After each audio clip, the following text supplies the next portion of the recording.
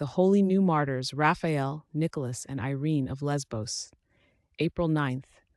Monastics and a young girl on Lesbos face brutal Ottoman persecution, enduring horrific martyrdoms for their unwavering Christian faith, only for their sacred story and relics to be miraculously revealed centuries later. A heads up in the spirit of transparency. Please be advised that this content may include martyrdom, torture, physical violence, and the death of a child. The holy New-Martyrs Raphael, Nicholas, and Irene of Lesbos bear witness to the enduring faith of the Orthodox Christians amidst profound tribulation. Their sacred story remained hidden for nearly 5 centuries until divine providence revealed it to the pious inhabitants of Lesbos, also known as Mytilene, from 1959 onwards. These saints, through apparitions and revelations, brought to light the details of their lives, their horrific martyrdom by Ottoman Turks, and the precise locations of their holy relics, establishing them among the most beloved figures in the Greek Orthodox Church.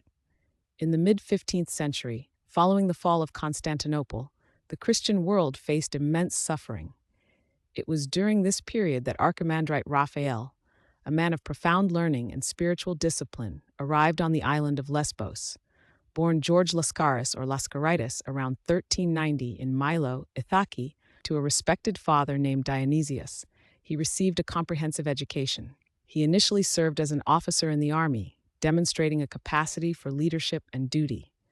Yet, at the age of 35, an encounter with a virtuous ascetic inspired him to forsake his military career for the monastic life. He was tonsured a monk with the name Raphael at the Skete of St. John the Forerunner.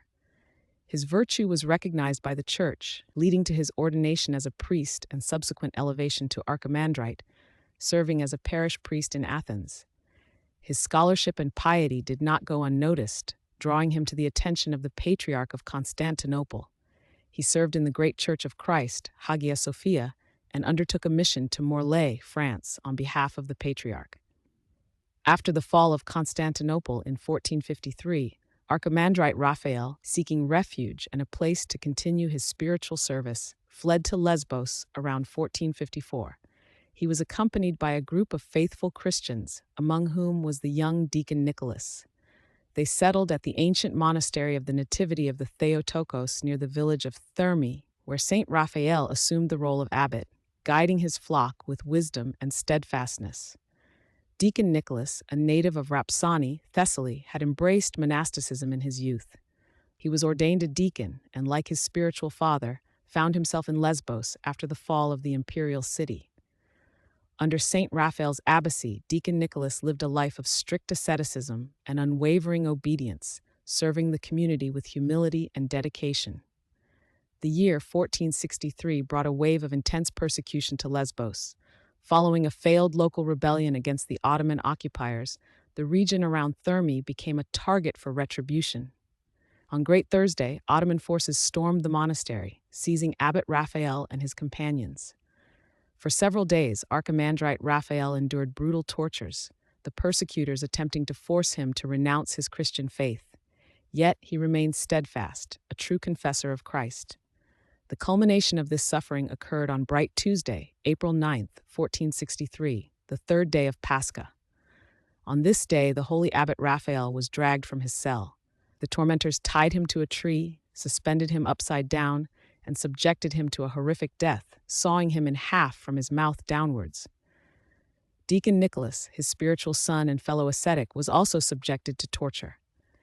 Tied to a nearby tree, he witnessed the unspeakable torment of Saint Raphael. The profound sorrow and the intensity of the ordeal proved too great for his physical frame, and he reposed in the Lord from heart failure, offering his life as a witness to Christ alongside his abbot. Among those captured during the raid was Saint Irene, a 12-year-old girl, the daughter of Basil, the village mayor of Thermi. She and her family were also seized. The persecutors inflicted unspeakable torments upon Irene in the presence of her parents, hoping to coerce the captured Christians into revealing the locations of hidden resistance fighters. Despite her tender age and the severity of her suffering, Saint Irene did not falter in her witness. After enduring these torments, she was placed into a large clay pot and burned alive, sealing her confession of faith with her innocent blood. On the same day, her father Basil and the village teacher also suffered martyrdom. For nearly 5 centuries, the memory of these saints and the exact location of their martyrdom and burial remained unknown to the wider church. However, from 1959, the saints began to appear in dreams and visions to various pious inhabitants of Thermi. Through these miraculous revelations, they disclosed their identities, the history of their monastery, and the details of their martyrdoms. They precisely indicated where their holy relics lay buried. Following these divine instructions, excavations commenced. On July 3, 1959, the tomb and the sacred relics of Saint Raphael were unearthed. The site exhaled a divine fragrance, a clear sign of God's grace. Subsequently, the relics of Saint Nicholas and the holy bones of Saint Irene were also discovered, precisely at the locations revealed in the visions.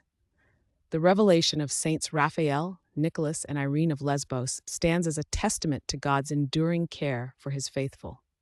Their lives of asceticism and their steadfast witness unto death offer a powerful example for all Orthodox Christians, reminding us of the unwavering truth of the resurrection and the promise of eternal life.